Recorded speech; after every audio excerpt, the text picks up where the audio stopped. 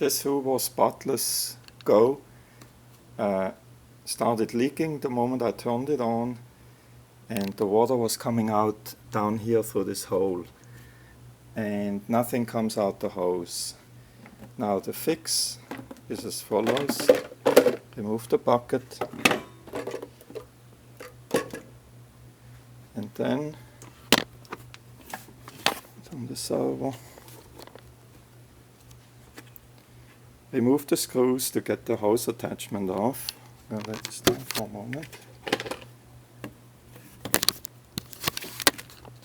That's the hose attachment I took off. Then you remove more screws to get this plate off. You can see here the motor. And then you take off more screws on the outside here, along here, one back here, a couple, and you lift that slightly up, and down in here